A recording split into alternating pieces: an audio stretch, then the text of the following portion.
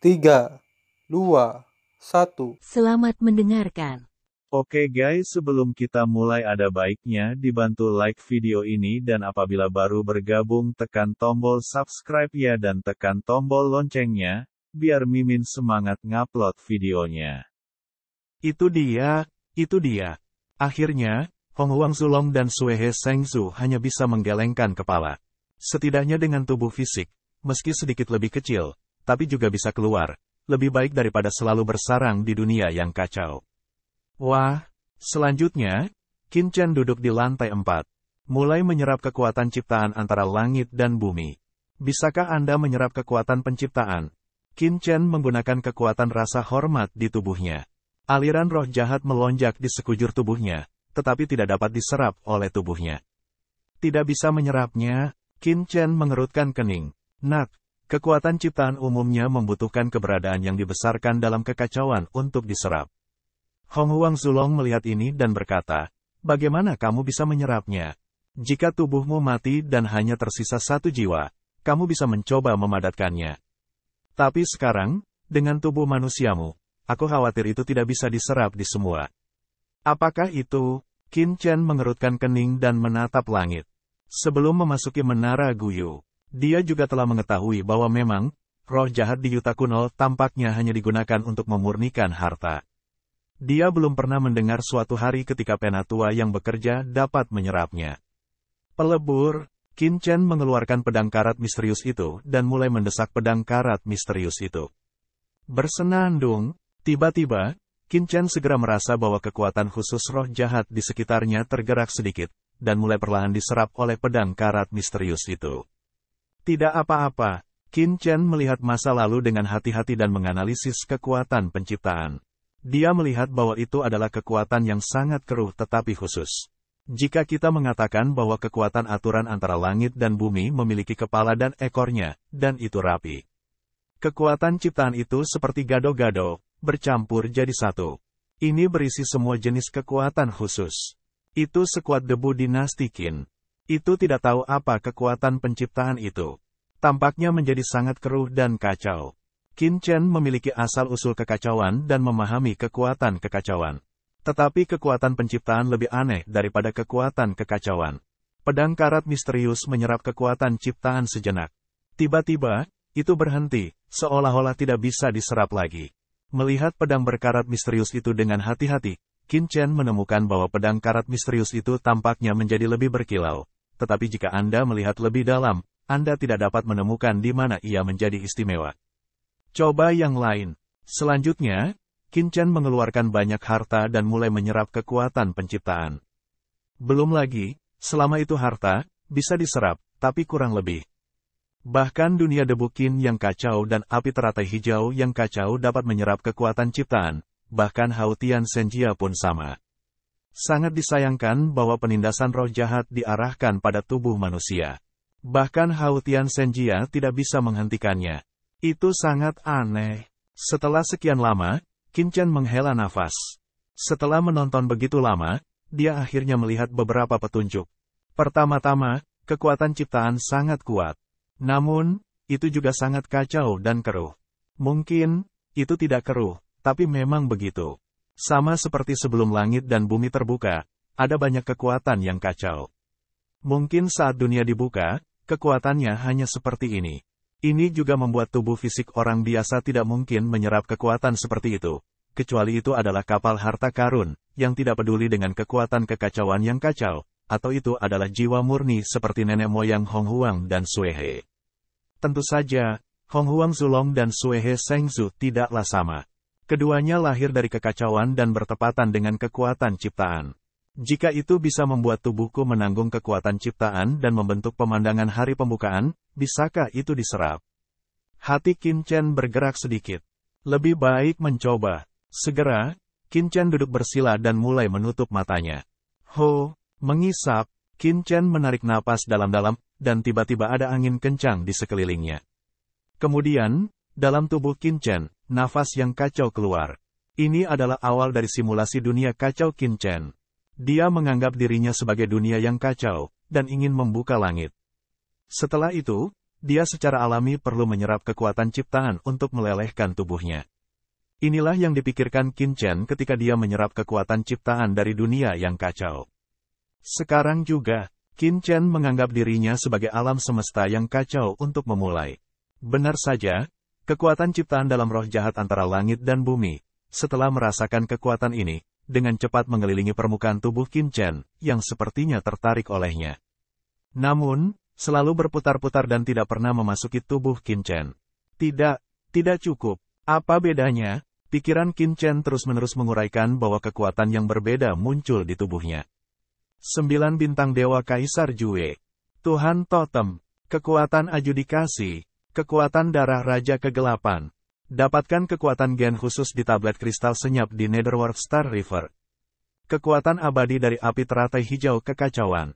Ledakan. Ketika semua jenis kekuatan bingung dan menyatu, semacam kekuatan misterius tumbuh di kedalaman tubuh Qin Chen. Mendesis.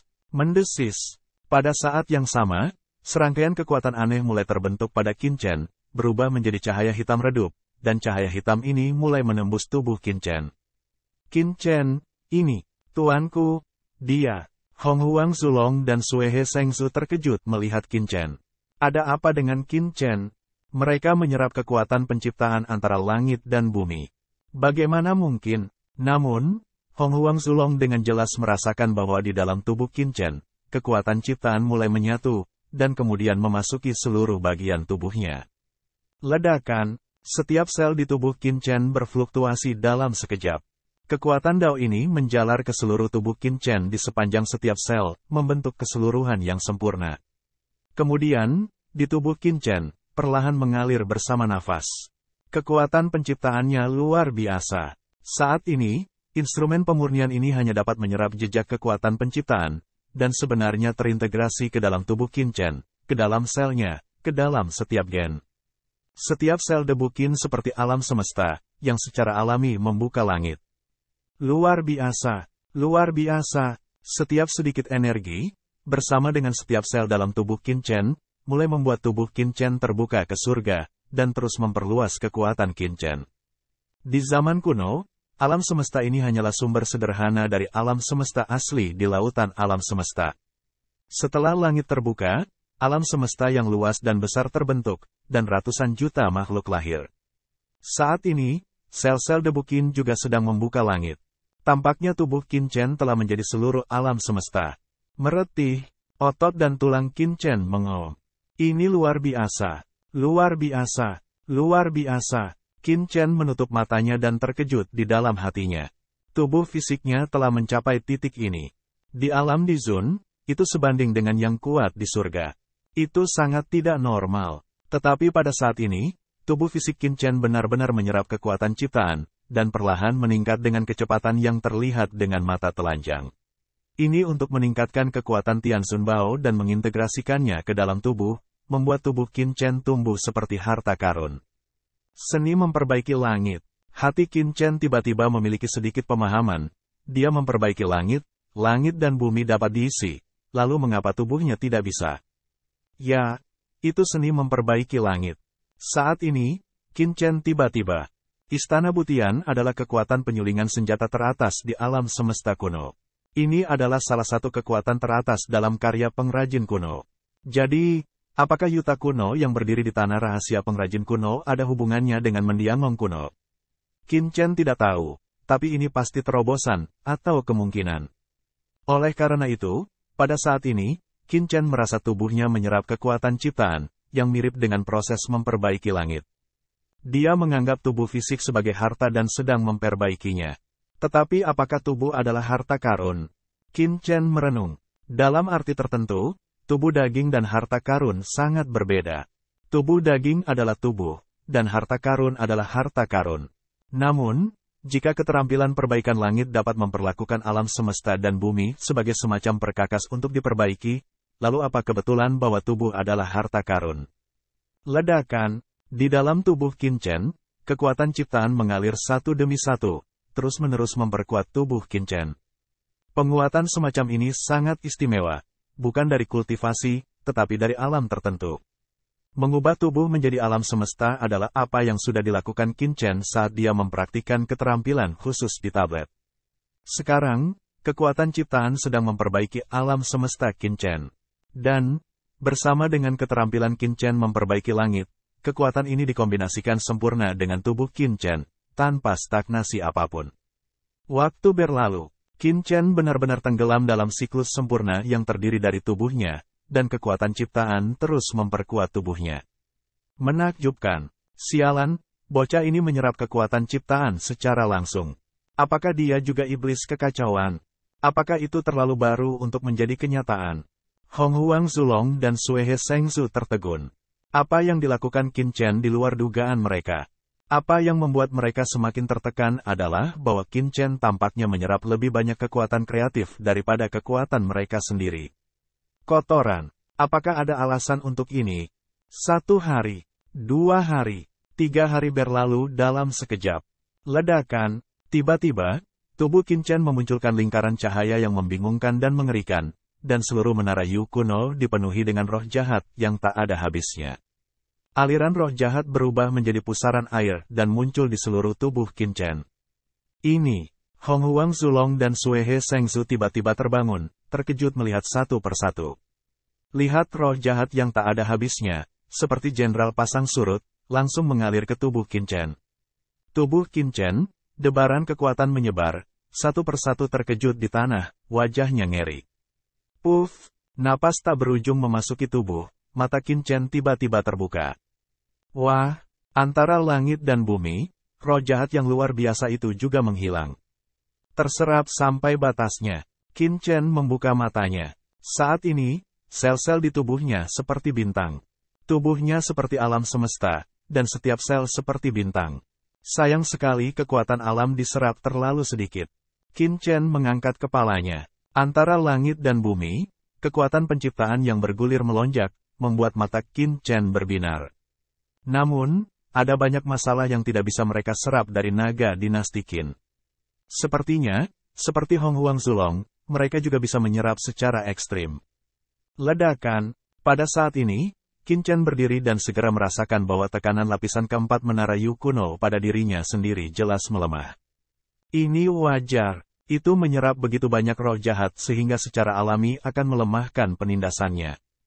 Terlebih lagi, yang mengejutkan Qin Chen, setelah menyerap begitu banyak kekuatan kreatif, kultivasinya juga sedikit meningkat. Ini mengejutkan dia. Di tengah dinasti Qin, dia mencapai puncak masa lalu. Pada titik ini, sangat sulit untuk ditingkatkan. Yang paling penting adalah persepsi, pemahaman tentang kekuasaan. Kedua, banyak sumber daya yang perlu dikonsumsi. Namun, setelah menyerap kekuatan penciptaan, Qin Chen jelas merasa bahwa kultivasinya sedikit mengambang. Apa artinya? Itu menunjukkan bahwa selama sumber dayanya cukup, kultivasinya dapat dipromosikan secara langsung. Ini luar biasa. Qin Chen sangat gembira. Untuk makhluk terhormat lainnya, sumber daya kultivasi terlalu sulit diperoleh. Namun, di dunia kacau Qin Chen, ada sumber kekacauan besar yang dia dapatkan dari koleksi Dewa Viantin. Sumber kekacauan ini cukup untuk meningkatkan kultivasinya ke tingkat yang lebih tinggi. Apa yang kurang dari Qin Chen adalah pemahamannya tentang jalan, yang merupakan dasar yang kuat. Sekarang, daya kreatifnya telah dibangkitkan sekali lagi. Selama ada sumber daya, pencapaian Qin Chen dapat ditingkatkan. Di mana peluang seperti itu bisa ditemukan. Tapi tidak cukup. Mata Qin Chen berbinar. Dia bisa merasakan bahwa meskipun kultivasinya sedikit meningkat, dia tidak terlalu meningkat. Dia takut ada jarak dari tahap akhir di Zun. Tampaknya lebih banyak kekuatan kreatif yang perlu diserap. Qin Chen mengangkat kepalanya. Ke lantai berikutnya. Segera, keputusan Qin Chen dibuat. Selama dia terus-menerus menyerap kekuatan ciptaan, Qin Chen dapat terus meningkatkan kultivasinya. Sekarang, iblis telah menatapnya, bahkan pada pengorbanan Dao Jue Tianzun untuk bunuh diri. Jika mereka tidak siap, mereka pasti akan menghadapi beberapa bahaya. Hanya dengan terus meningkatkan kekuatan mereka sendiri, bisakah mereka tidak takut dengan plot klan iblis? Ledakan. Saat ini, Qin Chen sedang menuju lantai 5. Di luar menara Guyu, 3 wakil ketua Aula ada di sini. Kali ini, mereka adalah pengrajin kuno, Jueju dan Sueki. Saat ini, ketiganya tiba-tiba mendongak, bingung melihat menara Yu kuno. Apakah menara Guyu baru saja bergetar? Pengrajin kuno Tianzun mengerutkan kening. Kau juga merasakannya? Jueji Tianzun juga berkata dengan suara yang dalam. Tiga wakil ketua aula saling memandang dan melihat jejak kekhidmatan dari mata masing-masing. Ini juga membuat mereka mengerti, sepertinya perasaan mereka sebelumnya benar, menara Guyu baru saja terguncang lagi. Sekarang, 3 hari telah berlalu. Setelah 3 hari menjaga, nyatanya, wakil pemilik aula utama Tiangong tidak menganggur, dan banyak penyelidikan telah dilakukan. Pertama-tama, mereka dapat yakin bahwa Daoju Tianzun memang hilang. Kedua, menurut survei sebelumnya, 2 orang kuat yang telah meninggalkan hari kerja telah dipanggil dan dihubungi. Dipastikan bahwa kedua orang itu telah meninggalkan markas rahasia dan tidak ada di sini. Alhasil, target kembali menyempit. Selain itu, dalam 3 hari terakhir, banyak orang kuat yang tertinggal dari Menara Guyu. Karena jumlah orang di Menara Guyu berkurang, tujuan mereka juga terus berkurang. Namun, dengan penyelidikan akhir-akhir ini, misteri itu semakin dalam. Karena mereka tidak mengetahui siapa orang kedua yang bertarung dengan Dao Jue Tianzun. Hanya orang kuat setingkat Tianzun yang bisa bertarung dengan Dao Jue Tianzun. Namun, para master surgawi dalam pekerjaan surga semuanya ada di sana, dan tidak ada berita sama sekali. Jadi, siapa yang bertarung dengan Dao Jue Tianzun?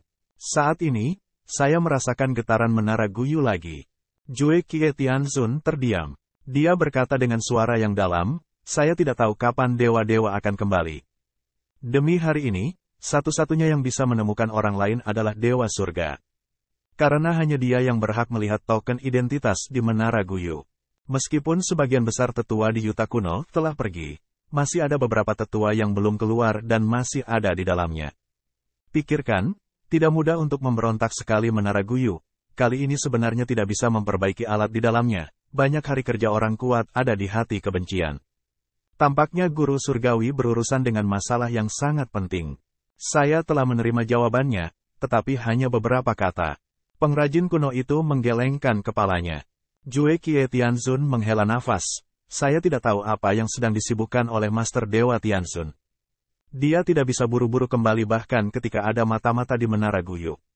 Ini adalah pekerjaan hari ini. Banyak wakil kepala kuil 3 hari ini tidak bisa berkata apa-apa. Dalam 3 hari, melalui upaya tak henti-hentinya, mereka benar-benar telah menghubungi Tianzun Karya Ilahi. Namun, setelah mengetahui situasi di sini, Sengong Tianzun hanya mengirimkan kembali beberapa informasi yang sulit dan tidak jelas, memberitahu mereka bahwa mereka tidak dapat kembali dalam waktu singkat, dan bahwa mereka diminta untuk menjaga tempat rahasia markas kerja Hautian. Situasi ini seharusnya tidak pernah terjadi lagi. Kemudian, pesan itu rusak. Tampaknya tempat di mana Dewa Ilahi berada sangat jauh dari sini, bahkan merupakan tempat rahasia khusus. Aku tidak tahu di mana Tuhan yang ilahi itu. Dewa Ki Darah menoleh, juga menghela nafas. Ketika peristiwa sebesar itu terjadi, sebagai Dewa Aula Tiangong, Tianzun tidak kembali, yang membuat mereka kehilangan tulang punggung dan tidak tahu harus berbuat apa. Pengrajin kuno Tianzun menggelengkan kepalanya dan berkata, jangan terlalu banyak berpikir. Karena guru Dewa Tianzun berkata demikian, itu pasti alasannya. Kita hanya perlu mematuhinya untuknya. Jueji Tianzun mengangguk. Awalnya, untuk memperbaiki surga, dia menghabiskan banyak energi dengan Xiao Yao Supreme. Kemudian, dia tertidur selama bertahun-tahun. Selama bertahun-tahun, dia jarang tinggal di tempat rahasia markas, dan selalu bersama Mahaguru. Mungkin, dia mengatur sesuatu yang sangat penting bagi umat manusia. Lebih penting bagi kita untuk melakukan pekerjaan untuk Tuhan. Meskipun pekerja supernatural Tianzun tidak jelas, tidak ada ketidakpuasan dengan 3 wakil pemilik aula. Bahkan wakil ketua aula lainnya, serta yang kuat, tidak akan memiliki ketidakpuasan. Karena mereka semua tahu bahwa ada alasan lain mengapa Tuhan yang ilahi tidak akan kembali. Bahkan mata-mata dari Dewa Ilahi tidak dapat kembali. Apa yang Tuhan Ilahi lakukan sekarang pasti terkait dengan situasi keseluruhan umat manusia, yang lebih penting daripada di sini. Mereka hanya bisa menunggu. Dan sementara mereka menunggu, lantai 5 Menara Guyu, sebuah sosok muncul. Itu Qin Chen. Setelah menyerap kekuatan lapisan keempat ciptaan, Qin Chen mampu melawan roh jahat dari lapisan keempat dan tiba di lapisan kelima. Begitu dia muncul, Qin Chen merasakan tekanan yang mengerikan turun, yang membuatnya tidak bisa bernapas. Roh jahat dari lapisan kelima benar-benar mengerikan. Qin Chen terkejut. Roh jahat dari lapisan kelima jauh lebih kuat daripada lapisan keempat. Tak heran, konon, selain perajin supernatural Tianzun, beberapa wakil ketua Aula Tiangong lainnya bisa naik ke lantai 5. Qin Chen dapat merasakan bahwa jika dia tidak bermetamorfosis di lapisan keempat, begitu dia memasuki lapisan kelima, dia tidak dapat menahannya, dan tubuhnya yang runtuh di tempat mungkin tidak mustahil. Tekanan semacam ini hampir setara dengan Tianzun nanti. Qin Chen menarik napas dalam-dalam. Dia bisa merasakan bahwa jika dia ingin datang ke dunia ini, dia setidaknya harus menjadi yang kuat di tahap selanjutnya. Jika Kaisar Jinlong datang ke sini, dia mungkin mati. Kekuatan ciptaan yang begitu kuat, mari kita lihat apakah kita bisa menyerapnya lagi. Begitu memasuki lapisan kelima, Hong Huang Zulong tidak sabar untuk muncul dan menyerap kekuatan ciptaan antara langit dan bumi.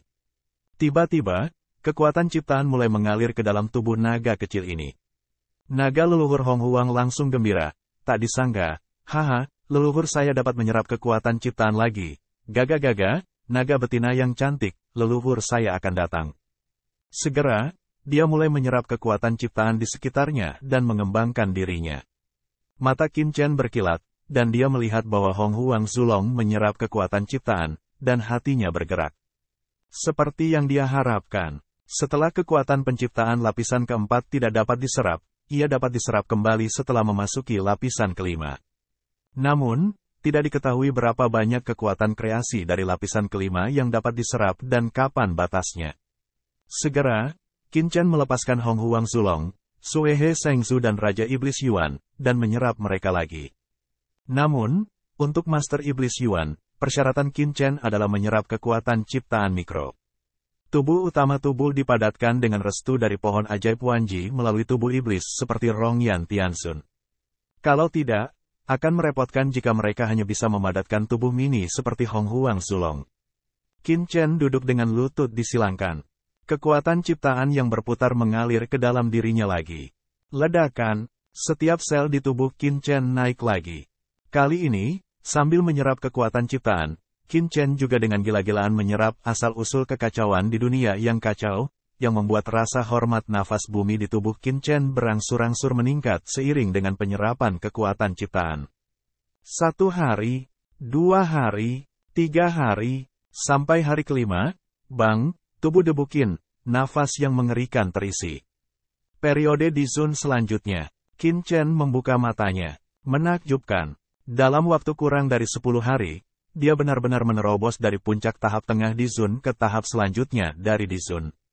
Ini tidak bisa dipercaya. Kekuatan penciptaan benar-benar luar biasa. Sayangnya, tidak dapat diserap tanpa batasan. Jika dapat diserap tanpa batasan, seberapa jauh kultivasi saya dapat dipromosikan? Qin Chen memandang langit dan bumi, dan ada kejutan di matanya. Namun, itu tidak sampai batasnya, dan kita bisa terus menyerapnya. Qin Chen menutup matanya dan terus menyerap di lapisan kelima. Sekarang, di luar, hampir 10 hari telah berlalu. Melalui kontak terus-menerus, semakin banyak tetua yang keluar dari Yuta kuno. Jumlah orang, dari semula 1000 orang di Menara Guyu, lambat laun menjadi hanya beberapa lusin.